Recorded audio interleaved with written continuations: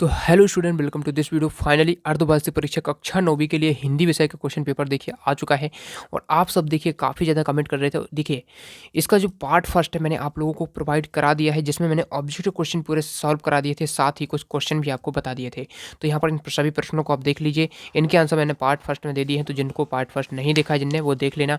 साथ ही प्रश्न दिखा के मैं आंसर भी आपको डायरेक्ट दिखा देता हूँ। तो ये सभी प्रश्न आप देख लीजिए और देखिए एक शब्द या वाक्य में उत्तर देख लीजिए। यहाँ पर ये सभी प्रश्न हो जाएंगे। ये सब मैंने आंसर प्रोवाइड करा दिए हैं, आप लोगों को बता दिया हूँ मैं इनका आंसर। तो आप पार्ट फर्स्ट देख सकते हैं। टेलीग्राम चैनल का लिंक है, वहाँ से भी आप ज्वाइन हो जाइए। लिंक डिस्क्रिप्शन में मिल जाएगा पार्ट फर्स्ट का, तो उसमें आप देख लेना, ठीक है। तो देखिए मैंने यहाँ तक आपको पूरे प्रश्नों के उत्तर बता दिए थे। इसके आगे के मैं आपको बताने वाला हूँ। इसका पीडीएफ डाउनलोड करना है तो वेबसाइट पे जा सकते हैं, ठीक है। तो चलिए देखिए 11 प्रश्न हमने देख लिया था, 12 प्रश्न से हमें आगे के देखने थे। तो देखिए प्रश्न क्रमांक 12 हमारा क्या कह रहा है। प्रश्न क्रमांक 12 हमसे कह रहा है, ठीक है, अनुप्रास अलंकार की परिभाषा उदाहरण सहित लिखिए, ठीक है। तो अनुप्रास अलंकार की जो परिभाषा है उदाहरण सहित लिखना है। तो चलिए इसका आंसर हम देख लेते हैं, ठीक है। तो चलिए इसका आंसर हम देख लेते हैं। अनुप्रास अलंकार की परिभाषा हमें लिखना है, उदाहरण सहित लिखना है, ठीक है। और अथवा में हम महाकाव्य और खंडकाव्य में अंतर पूछा है, ठीक है। तो देखिए इसका आंसर मैं बता दूं आपको। तो प्रश्न क्रमांक हमारा जी कौन सा है, तो इसका है देखिए 12वां है, ठीक है। तो अनुप्रास अलंकार, इसका हम आंसर देख लेते हैं, ठीक है। ये रहा देखिए इसका आंसर, ठीक है। अनुप्रास अलंकार की परिभाषा इस प्रकार से हो जाएगी, ठीक है।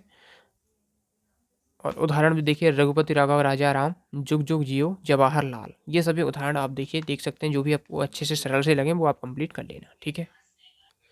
अथवा में देखिए, अथवा में पूछा है महाकाव्य और खंडकाव्य में उत्तर लिखना, मतलब अंतर लिखना है, उत्तर नहीं लिखना है। तो इसमें देख लीजिए महाकाव्य और खंडकाव्य में अंतर देखिए इस प्रकार से यहाँ से आप लिख लेंगे। ये आपके देखिए अंतर हो जाएंगे, ठीक है, महाकाव्य और खंडकाव्य में, ठीक है। यहाँ पर 4 अंतर लिखे हुए हैं, आप कर लेना, ठीक है। सारणी बना के भी आप कर सकते हैं। उसके बाद देखिए अगला प्रश्न है, निबंध लेखन की कोई 2 विशेषता लिखना है। प्रश्न क्रमांक 13 है हमारा। तो प्रश्न क्रमांक 13 देख लीजिए, इसका आंसर निबंध लेखन की विशेषताएं आप देख लीजिए। ये रहा निबंध लेखन की विशेषताएं, ठीक है। निबंध लेखन की विशेषता देखिए ये रहा। निबंध लेखन की विशेषताएं ये है, पहली विशेषता ये हो जाएगी, दूसरी विशेषता ये हो जाएगी, ठीक है। निबंध लेखन की विशेषताएं ये हो जाएंगी। अगला प्रश्न इसमें पूछा है, एकांकी की कोई 2 विशेषता लिखिए। एकांकी विशेषता पूछी है, तो एकांकी की विशेषता आप देख सकते हैं, ये विशेषता हो जाएंगी। एकांकी में अभिनेता होती है, मतलब एक घटना देशकाल वातावरण एक ही होता है, ठीक है। उसके बाद देखिए अगला प्रश्न है, प्रेमचंद की कोई 2 रचना लिखते हुए हिंदी साहित्य में उनका स्थान निर्धारण कीजिए, ठीक है। जो प्रेमचंद हैं, एक बहुत ही ज़्यादा फेमस कवि हैं ये, सॉरी लेखक हैं, कवि बोल दिया मैं, लेखक हैं, ठीक है। तो इनकी देखिए हमें रचनाएं लिखनी है। तो प्रेमचंद वाला जो कौन सा क्वेश्चन है, 14वां प्रश्न है। देखिए इसका आंसर देखिए ये मिल गया हमें 70 पेज पे। तो देखिए इसका आंसर ये रहा।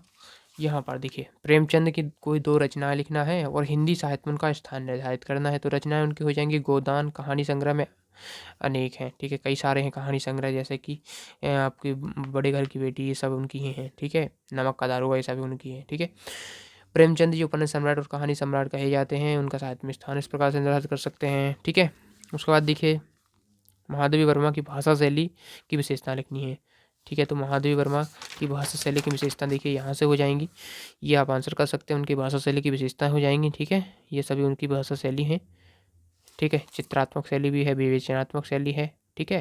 उसके बाद देखिए अगला प्रश्न है, प्रेमचंद के, ये वाला तो हो गया, तिब्बत यात्रा के दौरान लेखक राहुल सांकृत्यायन को किन कठिनाइयों का सामना करना पड़ा था। तो ये प्रश्न हमारा देखिए 2 नंबर का ही है। तो देखिए 15 का हम आंसर देख लेते हैं, प्रश्न क्रमांक 15 का, ठीक है। तो 15 का आंसर देख लेते हैं। 15 का हो जाएगा हमारा, ठीक है। ये देखिए तिब्बत यात्रा के दौरान इन कठिनाइयों का सामना करना पड़ा था, ठीक है। एक तो कि लेखक को पूरी यात्रा के दौरान डाकुओं के भय के कारण साए में रहना पड़ा, ऊंचे नीचे पहाड़ी रास्ते थे, धूप में भी चलना पड़ा, ठीक है। ये सब उनको कठिनाइयों का सामना करना पड़ा था। अगला देखिए, प्रेमचंद के फटे जूते के आधार पर प्रेमचंद के व्यक्तित्व की विशेषता बतानी है।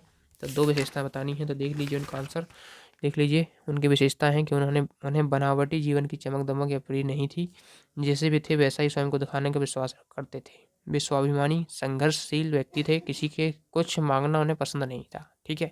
तो उनकी विशेषताएं हो जाएंगी। निपात शब्द क्या है लिखिए। तो देखिए निपात शब्द आपका, देखिए जितने भी प्रश्न मैं बता रहा हूँ आपको कर लेना है, अच्छे से करना है, अथवा सहित करना है, क्योंकि कई सारे आपके जो ज़िले हैं अलग अलग पेपर आ रहे हैं, तो हो सकता है आपके ज़िले में ये वाला प्रश्न आ जाए, आपके ज़िले में दूसरा अथवा वाला आ जाए, तो इसलिए आपको पूरे करने चाहिए, ठीक है ना। तो देखिए हमसे क्या पूछा है, निपात शब्द पूछा है। निपात शब्द आपका कहाँ पर है, 16वां प्रश्न है। ये देखिए हमें मिल जाएगा यहाँ पर, ये मिल जाएगा निपात शब्द। निपात शब्द क्या है, देखिए इस प्रकार से हो जाएगा, जहाँ पर भी किसी बात को अतिरिक्त भार दिया जाता है वहाँ पर निपात शब्द होता है, ठीक है। जैसे कि यहाँ पर लिखे हुए हैं, ठीक है, बल देना, जैसे पागल भी जानता है, जी ही, ठीक है, ऐसे होते हैं जो शब्द, ठीक है, तो ये निपात हो जाएंगे, ठीक है। उसके बाद देखिए इसमें पूछा है मुहावरे लोकोक्ति में अंतर लिखिए। तो 16वां प्रश्न है मुहावरे लोकोक्ति में अंतर। तो इस प्रकार से देखिए यहाँ से लिखेंगे मुहावरे लोकोक्ति में, देखिए 3 कर लेना है आपको, ठीक है, पूरे करने की ज़रूरत नहीं है, कोई 3 जरूर कर लीजिएगा, 1, 2 और 3, ठीक है। और एक आध उदाहरण कर लेना, इसका उदाहरण कर लेना, जैसे इन पे आधारित होते हैं, जैसे अक्ल पर पत्थर पड़ना, ये हो जाएगा मुहावरे का। मन के हारे हार है, मन के जीते जीत, ये लोकोक्ति हो जाएगी, ठीक है। अब देखते हैं गोलंबर के पास खड़ी जनसंपर्क की गाड़ी क्या ऐलान कर रही थी। 17वां प्रश्न है, तो इसका देख लीजिए आंसर है यहाँ से, ठीक है, यहाँ से इतना लिखेंगे, जनसंपर्क की गाड़ी लाउड स्पीकर द्वारा बाढ़ के खतरे से सावधान करने के लिए घोषणाएं दे रही थी, ठीक है। उसके बाद देखिए अगला है इसमें, मृदुला गर्ग अपनी नानी से क्यों प्रभावित थी। तो इसका अंतर मतलब इसका अथवा का है, आंसर लिखेंगे मृदुला गर्ग अपनी नानी से प्रभावित क्यों थी, तो यहाँ तक लिखना है, ठीक है। फिर आपको यहाँ पर पूरा पढ़ के चले जाना है और फिर अपने हिसाब से लिख देना है, ठीक है। उसके बाद देखिए काव्यांश की संदर्भ प्रसंग सहित व्याख्या करनी है, 18वां है, इसका अथवा में भी है, ठीक है। तो आपको दोनों ही मैं बता देता हूँ, प्रेमी ढूंढत में फ्रो, प्रेमी मिला ना कोई, प्रेमी को प्रेमी मिले, सब अमृत हुई, ये कबीर ने लिखा है। तो इसका आंसर मैं आपको बता देता हूँ,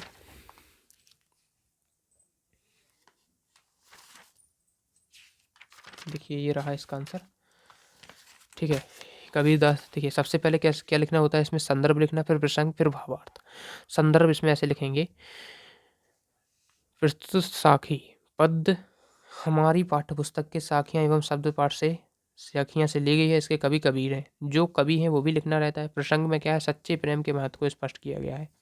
भावार्थ है, इस दोहे में कबीरदास जी यह कहना चाहते हैं कि जब वह सच्चे ईश्वर प्रेमी को ढूंढते फिर रहे हैं, पर ऐसा प्रेमी उन्हें मिल नहीं रहा है। ऐसे प्रेमी तब तक नहीं मिल जाता जब तक ढूंढने वाला भी सच्चा प्रेमी ना हो, ठीक है, तो ईश्वर का भक्त ना हो। तो इस प्रकार से इसका यहाँ तक कर लेंगे। और अथवा में जो पूछा है, ऊंचे कुल क्या जन्मिया, जे करनी ऊंच न हुई, सुवर्ण कलश सुरा भरा, साधु निंदा सोई, ठीक है। तो कबीर जी ने इन पंक्तियों में बताया है कि किसी व्यक्ति की श्रेष्ठता या महानता उसके गुणों से होती है, ना कि उसके ऊंचे कुल से, ठीक है। तो इस प्रकार से देखिए संदर्भ हो जाएगा इसका प्रसंग, और इसका भावार्थ भी आप कर सकते हैं, ठीक है ना। तो देखिए 18 प्रश्न हमने कंप्लीट कर लिया। अब देखते हैं अगले प्रश्न। 19वां प्रश्न पूछ रहा है कि निम्नलिखित गद्यांश की संदर्भ प्रसंग सहित व्याख्या करनी है। 3 नंबर के प्रश्न है यहाँ से, ठीक है। 18वां भी हमारा 3 नंबर का था। तो जानवरों में गधा सबसे ज़्यादा बुद्धिहीन समझा जाता है। तो ये वाला देखिए, इसका आंसर हमें देखना है, ठीक है। तो इसका भी वैसे ही संदर्भ प्रसंग करना होता है, ये तो और सरल होता है, बस पाठ का नाम आपसे बनना चाहिए। तो देखिए इस प्रकार से इसका यहाँ से करेंगे। संदर्भ इसको लिख देंगे कि किससे लिया गया है, दो बैलों की कथा से लिया गया है, जिसके लेखक प्रेमचंद है, ठीक है। प्रसंग में कहाँ दो बैलों की कथा के पाठ से लिया गया है, लेखक द्वारा गधे की समझदारी को बताया गया है, ठीक है। व्याख्या देख सकते हैं, गधा एक प्रामाणिक जानवर है, इतना ही करना है आपको, ठीक है। वह अपने मालिक का हर सौंपा हुआ काम पूरा करता है, हमें कौन सा भी जानवर हो उसे बेवकूफ़ नहीं बोलना चाहिए, ठीक है ना।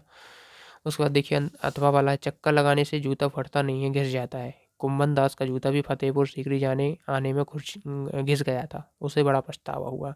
तो इसका भी देखिए करना है आपको, देखिए इस प्रकार से इसका भी यहाँ से हो जाएगा। ये आपका प्रेमचंद के फटे जूते से लिया गया है, ठीक है। लेखक परिसाई हैं, हरिशंकर परसाई, ठीक है, परसाई। यहाँ तक इसका आंसर हो जाएगा, ठीक है, यहाँ तक।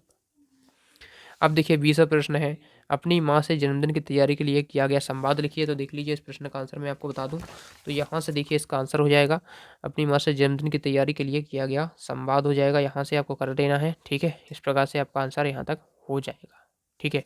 अथवा में पूछा वार्षिक परीक्षा की तैयारी के संबंध में पिताजी से किया गया संवाद, तो इसको भी देख लीजिए, यहाँ से हो जाएगा, ये वाला प्रश्न यहाँ से आपका कंप्लीट हो जाएगा, ठीक है ना। अब देखते हैं 21वां प्रश्न है, ठीक है। 21वां है, निम्नलिखित गद्यांश को पढ़कर नीचे दिए गए प्रश्नों के उत्तर लिखना है, ठीक है। तो देखिए जैसे कि इसमें है, इसको पढ़ लेना है पहले। तो प्रश्न एक है, रावण के पास सबसे अमूल्य धन कौन सा था, ठीक है। तो ये वाला प्रश्न भी देखिए 21वां हम देख लेते हैं, ठीक है। इसी को पढ़ सकते हैं आप पहले, तो इसी में से ढूंढना है आंसर, कहीं से याद नहीं करना है आपको। तो देख लीजिए, रावण स्वर्णमयी लंका को नष्ट होने से ना बचा सका, परंतु विद्याधन कभी नष्ट नहीं होता, उसका बल तथा धन भी नष्ट हो गया। युद्ध में पराजित हुई, परंतु श्री राम भी उसका विद्या ज्ञान नहीं छीन पाए। ठीक है, तो जो विद्या है वो होता है जो अमूल्य धन है रावण के पास। अमूल्य धन क्या था? विद्या था। तो इस प्रकार से इसका देखिए पहले का हो जाएगा आपका, रावण के पास सबसे अमूल्य धन विद्या धन था। विद्या अमूल्य, अनश्वर तथा सर्वोच्च धन है। ठीक है, उपयुक्त अनुच्छेद का सारांश भी लिखना है, तो सारांश देख सकते हैं, इस प्रकार से लिख सकते हैं। और उपयुक्त अनुच्छेद का शीर्षक लिखना है, विद्या एक अमूल्य धन। ठीक है ना, तो इस प्रकार से आपके तीनों हो जाएंगे। इसके अथवा में पूछा है, जो जल बाढ़े नाव में, घर में बाढ़े दाम, दोनों हाथ उलीचिए यही सयानों काम। ठीक है, तो इसमें भी देख लीजिए आपका, इसका मैं बता दूं आपको आंसर। ठीक है, क्योंकि अपठित काव्यांश और गद्यांश अथवा में आते हैं। तो देखिए इस प्रकार से इसके तीनों प्रश्न आप देख लीजिए इसके इसमें। ठीक है, इसमें जो प्रश्न है वो पूछे जाएंगे। ठीक है, इसमें प्रश्न नहीं गए लेकिन प्रश्न पूछे जाएंगे। पहला प्रश्न है, नाव में पानी बढ़ने से क्या करना चाहिए। दूसरा प्रश्न है, घर में संपत्ति बढ़ने पर क्या बुद्धिमानी है। उपयुक्त पंक्तियों का भावार्थ लिखिए। ये तीनों प्रश्न ही करना है आपको। ठीक है, अगला प्रश्न है 22वां है, आप कक्षा 9वीं वर्ग बाकी छात्र हैं, आप वर्ग बदलने के लिए प्राचार्य महोदय को आवेदन पत्र लिखिए। ठीक है ना, तो इसका आंसर हम देख लेते हैं। देखिए ये का आंसर देखिए यहाँ से हो जाएगा। ठीक है, ये सब आपको इस प्रकार से लिखना रहेगा। ठीक है, साथ ही अवकाश का स्थानांतरण प्रमाण पत्र का आप करके रखना, टीसी का जो एप्लीकेशन होता है हिंदी में। ठीक है, ये भी करके रखना है आपको। और इसके अलावा में पूछा है स्थानांतरण प्रमाण पत्र, तो जो मैंने अभी बताया ना आपको, स्थानांतरण प्रमाण पत्र का तो आता ही आता है। सारा त्याग प्रमाण पत्र, इसमें स्थानांतरण का पूछा है। ठीक है, तो स्थानांतरण कहाँ पर है। ठीक है, तो ये हो जाएगा आपका स्थानांतरण यहाँ से।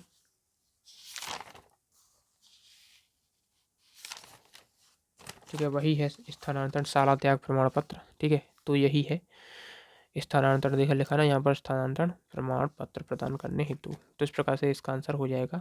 ठीक है ना, तो चलिए अब हमारा अंतिम प्रश्न रह गया है, प्रश्न क्रमांक है 23। ठीक है, ये 23 है, जल ही जीवन है। इसमें किसी एक पर निबंध करना, तो ये आप लोग स्वयं कर लेना। विज्ञान के चमत्कार पर कर लेना। ठीक है, विद्यार्थी जीवन का महत्व पर, और जल संरक्षण, तीनों में से एक ना एक आपका आ जाएगा। ठीक है, फिर भी मैं आपको एक कोई दिखा देता हूँ निबंध। ठीक है, इस गाइड से यदि आपको नहीं मिलता है तो देख लेना। यहाँ पर हो जाएगा आपका विद्यार्थी जीवन का, यहाँ से देख सकते हैं, ये पूरा विद्यार्थी जीवन का निबंध हो जाएगा। ठीक है,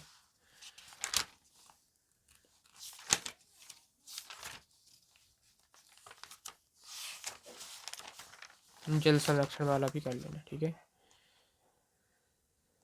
इतना हो जाएगा फिर यहाँ से। ठीक है, तो ये लोग आप लोगों ने पहले ही कर रखा होगा, तो उसको कर लेना अपने हिसाब से जो भी रहे। थैंक्स फॉर वॉचिंग, मिलते हैं नेक्स्ट वीडियो में। वीडियो पसंद आए तो वीडियो को लाइक जरूर करना, साथ ही टेलीग्राम को ज्वाइन जरूर कर लेना।